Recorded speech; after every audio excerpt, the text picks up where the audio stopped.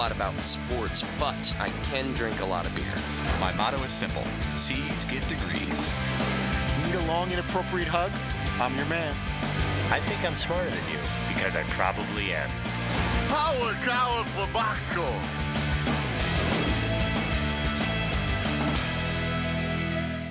Everybody got it wrong. Everybody. The commissioner's office has got to just be transparent now. I've said this 5 weeks ago. August 4th, we had Jay Glazer on. And Jay said they had not seen the video. We called, we emailed, we said, have you seen the video? We got no comment from the NFL. So they knew it was still a hot button issue. But you know why it didn't go anywhere? Because nobody else in the media was going to go after the NFL. And even Jay Glazer was a little nervous with that report.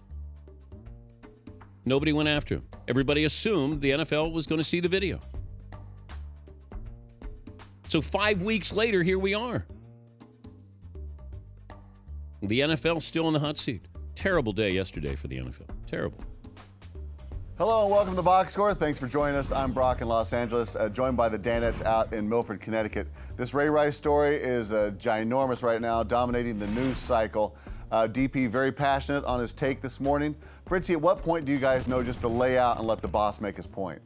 When he's riffing like that, and he's always passionate about what he's talking about, throughout the show. But when there's something especially extra sensitive like this, and just from the very get-go, I got the feeling like let Dan say what he has to say, unless I feel really passionate about something, and not to paraphrase or rephrase what someone else is saying. I just got the impression, and we had a half a dozen guests, to really be extra careful and cognizant to pick your spots as to when you're going to talk. I know I was very quiet in the first hour. I don't think I said anything at all till the middle of the second hour, and a lot of that was a combination of the guests that were weighing in and Dan's strong feelings about the case.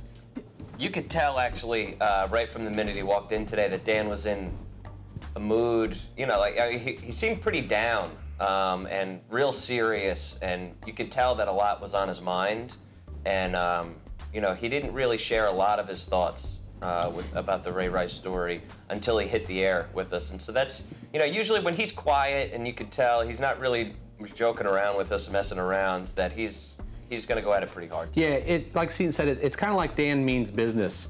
It's not like he's in a bad mood, but it's more like, I'm focused here. Yeah. I'm not going to chit-chat a lot, throw the basketball around.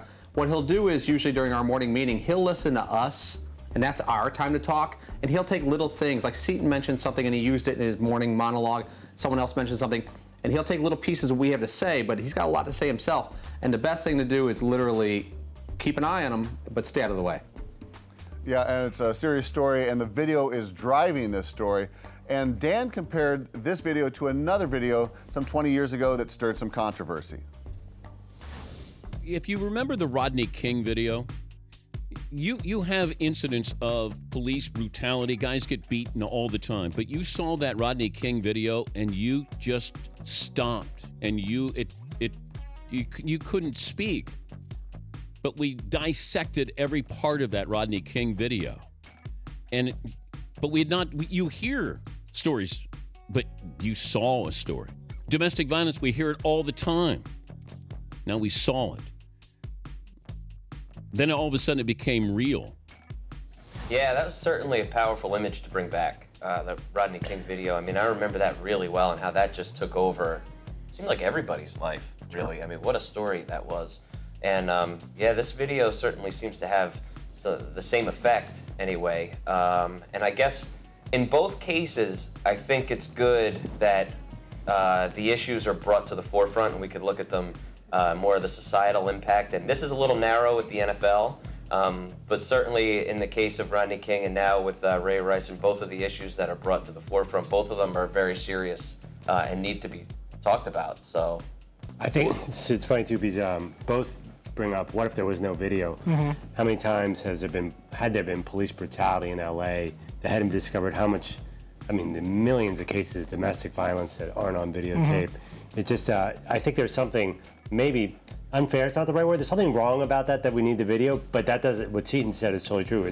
It's good because it's bringing it up, and you know, we're focusing on this now. And I personally think us talking about this is good, raising awareness about this issue.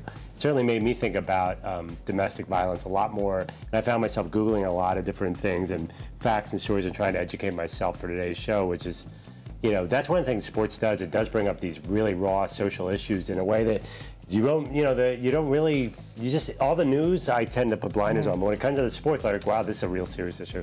So I guess in a way there is a positive of there being video. Yeah, I lived in L.A. at the time of Rodney King, and it's one thing to you know, read an L.A. Times column or look at a photo, but when you're getting bombarded with these kind of images, and I'm glad that Dan used that analogy, because there's so much of a big difference between, you know, the printed word or photo and seeing actual moving pictures and seeing that video there. So you have, without a shadow of a doubt, you're seeing for yourself exactly what happened instead of trying to picture it from what someone's writing. So that just puts it in a whole other ball game once you have video like that that's going out to the world. You know, one of the things that kind of bothers me about this story is that, you know, the video played such an important role, whereas to me, you know, I just kept asking what's changed since now that we've actually seen him hit his then girlfriend. I mean, there's sort of a salaciousness to it, or maybe, you know, I mean, it's obviously a shocking video, but what did everyone think it looked like? And you know, we kept getting a lot of response from people saying, well, we're sort of a visual culture and you need to see things. And the idea that you can't see beyond face value for what's really happening there surprised me. That more people couldn't just, you know, actually see it in their own mind without actually having to physically see it visually. Very powerful video, and there was the question of whether or not the NFL had seen that video, and all this sort of landed Peter King in some hot water. Paulie, why was that? Well, Peter King in July reported from a source of his that the NFL, the higher-ups in the NFL, had seen the video. Peter says he's not 100% sure he was wrong with that report. And I'm not sure Peter was wrong either. It appears that, by conventional wisdom right now, that they haven't seen it. Peter may have been lied to. You know, if you're lied to by a great source that's helped you for years and years and years, are you doing bad journalism? Could he have confirmed it, vetted it out? Yes, he said so. So yeah, he had a rough day yesterday, but again, you know, Peter doesn't whiff too often, at least not on our show. You know, I was Peter's editor for, I think, 5 or 6 years, and you know, several people point out there's a catch-22 covering the NFL. To get access, you have to have sources within the league, and that means you have to protect sources too. So it's like, it's very difficult. I think one of the most amazing things about this story is we've gotten this debate about mainstream media versus TMZ. You know, Peter has a tough job. He's got to get facts from the NFL, but he's got to cooperate with the NFL. So it's, I think he kind of got caught there a little bit, but I really credit him for coming right out and saying that. But it is interesting. I think it's very interesting that TMZ is the one who broke this, and ESPN and everybody who is in partnership with the NFL was very limited, I think, in what they could do with this story. So, but good for Peter for stepping up. He did the right thing, and I agree. I have a hard time believing he wasn't right, that someone in the league saw it. It seems like we hold people to a pretty impossible standard, though, sometimes. I mean, Peter may have whiffed on that story, but I mean, he just got crushed yesterday, and that's a tough place to be. Especially when you don't know that he's wrong. Right. One thing I'm not sure of, that he's wrong. Did he not do his 100% job as a journalist? Yes, he didn't. He said it as well. Just because a one-source story is a tightrope. That's why, you know, they call it a one-source story. But I'll bet you when Peter brought that story to his editors, and no one asked him, go get another source. So I mean, it went through the process. It went on air, and you know, he explained himself. Indeed. The topic does cover a wide range of social issues today, and Tony Dungy came on to discuss this aspect of the story. So many young men today don't have the dads in the home role modeling how you treat women, what you do, what a marriage, what a man-woman relationship looks like, and that's what we've got to get back to. We got to get our young 4 and 5 and 6-year-olds seeing what men are really supposed to do and how they're supposed to act. Yeah, he's absolutely right. I have a 12-year-old son and a 9-year-old daughter. We haven't had these conversations just yet, and they see things on the news, and I'm sure it's going to come up very, very soon, possibly even later today, since this is like all over the place. What happened and why would someone hit somebody and all that, and I want to make sure I choose my words carefully and be just set them out as they get older to know way in advance that that's just unacceptable behavior. And I look forward to sitting down with both my son and daughter and trying to very sensitively discuss this in a way that they can understand that that's just something that can never happen. Yeah, I've actually mentioned, kind of half kidding, like my daughter will talk about boys at school and things they do that are goofy. And I always say, and I get that, Dad, I'm like, you let me know if any boy is not nice to you. I'm like, you tell me. And it's kind of half kidding. But I remember the stuff my dad taught me when I was less than 10 years old. He taught me once, he goes, whenever you're walking down the street, you walk on the street side of a woman. Like, you know what I mean? Like, so that if there was a car or something. And to this day, I do it. So it's funny that Tony Dungy said, first when he said 4 or 5 years old, I'm like, wow, that's a little early. But then I thought, well, that's when my dad taught me a couple things, and it stays with you the rest of your life. I have a son, he's 4.5, and so he's just probably post that, hey buddy, no hitting thing. And that was for anyone, for boys and girls. It's one of the first things I can remember teaching him is when he clocked one of his buddies, Nick, in the head with a car. Whoa, whoa, whoa, pal, you can't do that. That's not how you play with cars. And I think that sort of thing that, respect for everybody should carry through life, and that there's really no hitting anyone. I can't say that necessarily I've thought or taught him specifically girls, but it's really been don't hit anyone. So I don't know, maybe that's too big of an umbrella, I'm not really sure. Not at all. It's a very important subject, and hopefully it helps, if someone's in this situation, helps them break the cycle and get out. Thank you guys. Certainly a difficult topic to talk about, and I'm sure as more develops, you'll bring it to us. Coming up, Matt Ryan dialed in today and called his shot about a matchup this weekend.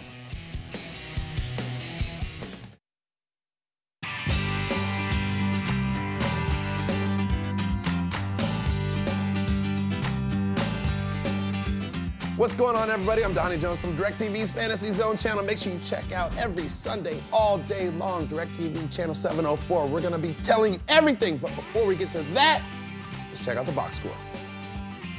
Welcome back to the box score. You can catch that man, Donnie Jones, and of course the beautiful and knowledgeable Kay Adams every Sunday, channel 704 on DirecTV's Fantasy Zone. Help you out in your fantasy league and trading players and whatnot, whatever you do on that stuff.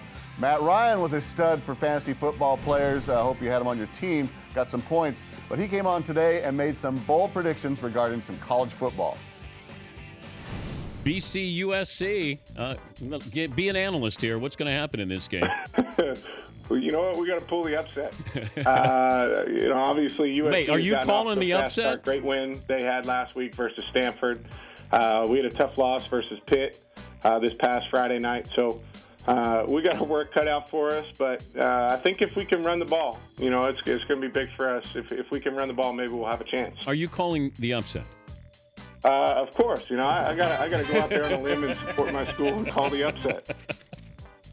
That is a classic must-pick your alma mater situation. If he happens to pick USC, if he's honest, and BC wins, they'll remember it. And if he picks BC and they lose by 60, now I would pick BC if it were an Argyle sweater wearing contest, but it's not. It's football. BC football is fun. I've gone up there many a time, but USC should get by. Though, they just came off a tough game against Stanford, physical game, traveling to Boston. That West Coast to East Coast thing. Maybe they're looking ahead to next week. Are you calling BC? I want to. The problem is BC's coming off those tough Pitt Panthers. I didn't even know Pitt still had a football program. That's amazing. But for me, it just comes down to the unbelievably awesome Pac-12, ACC football. Is that wrong? I think I'm approaching this without a lot of knowledge of the BC Eagles football team. I'm going 30-13 Trojans. I don't think you're overthinking that. I like the concern about the long distance and traveling across the country after a tough Stanford game. But you're willing to bet a week's pay on that outcome? Ritzy, you're giving up 27 points. How many times? I had USC winning 30-13. USC will win. I see them winning by somewhere between 13 and 17 points. Would you take a wheel of punishment if BC wins this game? I get, yeah, I would. I'm getting like Dan. Boston College is not beating. Dan like says, well, would you bet a wheel of punishment on it? Of course, it's a wheel of punishment. If we win the bet, we get nothing. Right. So it's not like, nothing. well, let me think about that that deal right there, huh? Nothing or something horrible As happens. a Notre Dame fan, I'll absolutely never pick USC to win anything, ever. And as a loyal son-in-law, I'm going to say BC because my father-in-law, double eagle, went to BC, high school, BC. I am going to say I'm in Los Angeles. A lot of good-looking USC women out here. Fight on for victory. Okay, stick around. Are you ready for some football? I hope so. The season is underway. Fight on for victory.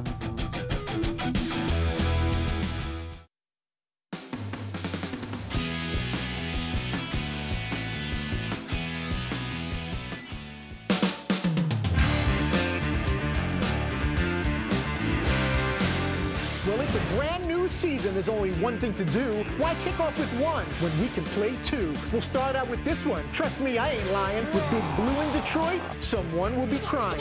A Stafford infection is what the G-men might get. Megatron and Bush will find the end zone, I bet. And down in the desert, the charge too strong for words will strike throughout Zona for the Bolts and the Birds. The excitement is building. How much can you hack? Can't hate Mondays no more, now that football is back. Inside the Lions' Den, will the Giants stand tall? And can San Diego make the House of Cards fall? Hit it! Welcome back to Box Score. You just caught a glimpse. That was the magic of Fritzy's Monday Night Football song for Week 1. And with all the pageantry and magic of a Neil Patrick Harris Tony's opener, I was swept away. Fritzy, do you have much more in store for us this season?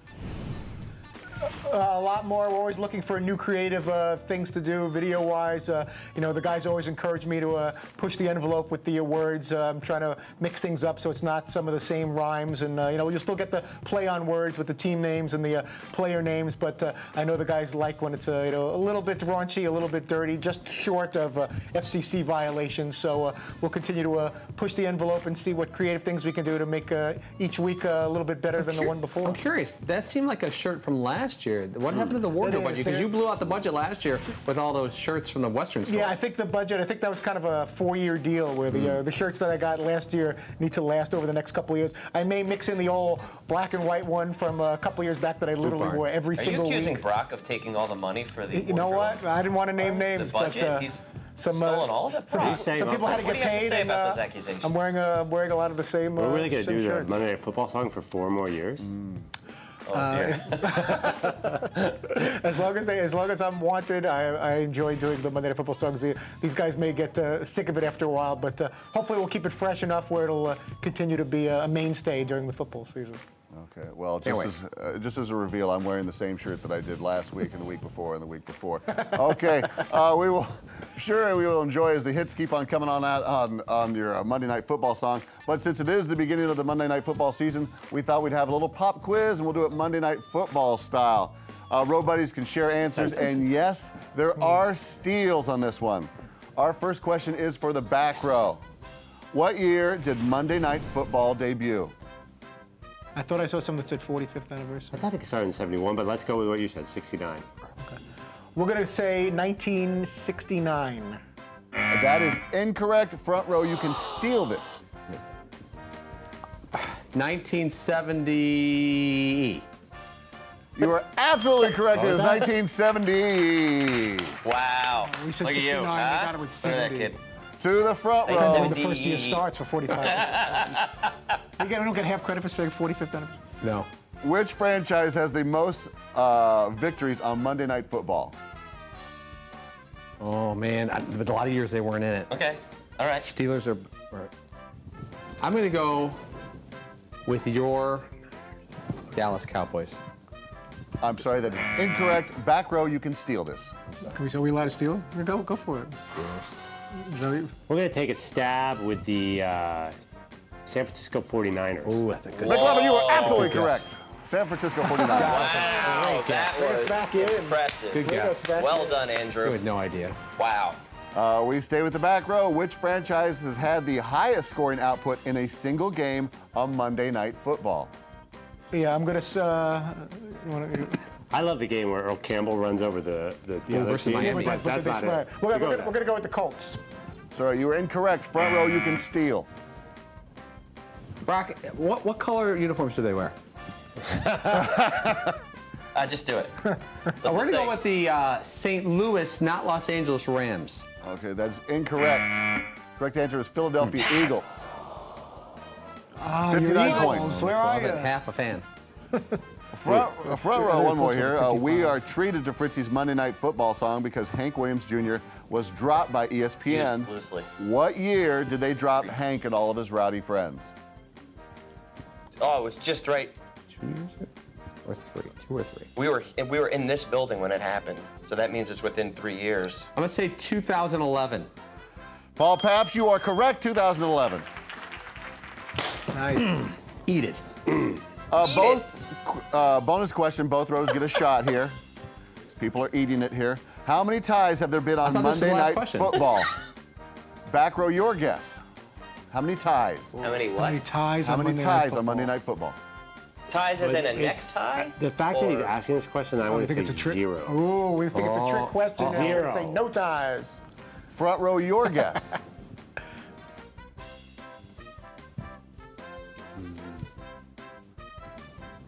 You are both incorrect. 3 is the correct answer.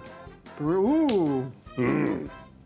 The front row has won this competition of Monday Night Football Pop Quiz. Congratulations. No rewards, no points, no cash. Because Fritzy and I are spending on shirts. Still to come, put those summer clothes away in a box with some mothballs and get up those fall threads. It's autumn.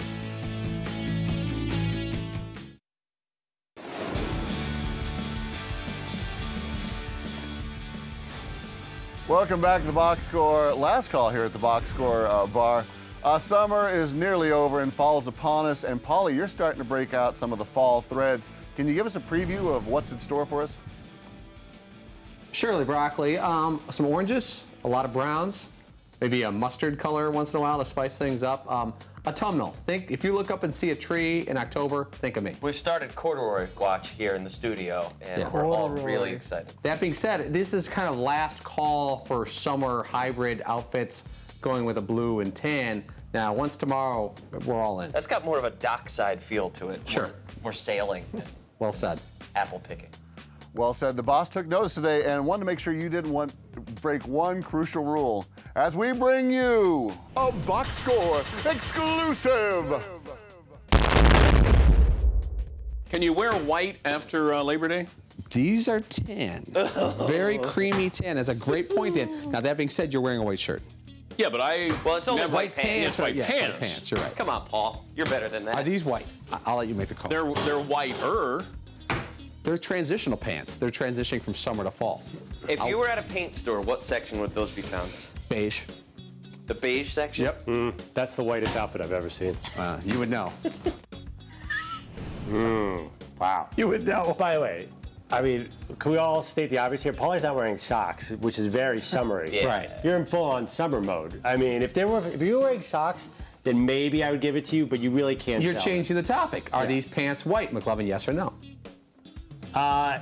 Yes. Wow. No, I mean they're not That's white. some reporter you are. Wait. Oh, you mean the color? Yeah. No, I guess they're off. They're white as in like a total white guy There's a freaking pants. whale Yeah. on your First of all, shirt. you're mostly, aren't you colorblind? No. Whoa. I had trouble with dark blues and blacks. And whites, apparently. No, these are more of a creamy, high end of the beige spectrum. Cookie, You have some, Fritzy, you're an honest person. Yeah. If I said these pants were white or beige, which would you think is right? I would lean more towards beige. And that's Fritzy's leaning. That means he's saying I think yes. they're cream color. You have some color recognition issues as well in your eye. How do you even get behind the wheel of a car, Paulie? Well, I cheated. cheated on my driver's test for the first 10 years of my driving career. I used to memorize the right side and then go to the left side. Did you want to be a pilot too? Remember you took a few lessons in college and anyone who gets up in a plane with you, Paulie? First of all, he was an archer. Archery most of the time, just one-eyed. Archery is the perfect sport for the one-eyed because you close the left and you just dominate with the right. Apparently, you didn't even know which color the arrow landed in. Didn't matter. Just when it's wildly guessing. 10, 10, 10. Just as long as it's in the middle. A man who doesn't have white pants year-round but has white legs year-round, Fritzy, who's on tomorrow? Hall of Famer NFL Network analyst Marshall Falk will join us. We may hear from Michael Irvin, and the efforting continues. Thank you, guys. Thanks for watching The Box Score. Set your DVR or tune in weekdays at 3 p.m. Eastern, only on Audience Channel 239, right here on DirecTV. Mini Autumn Punch. I don't know a lot about sports, but I can drink a lot of beer. My motto is simple. C's get degrees. Need a long, inappropriate hug? I'm your man. I think I'm smarter than you, because I probably am. Hey, thanks for watching The Box Score. Holy cow!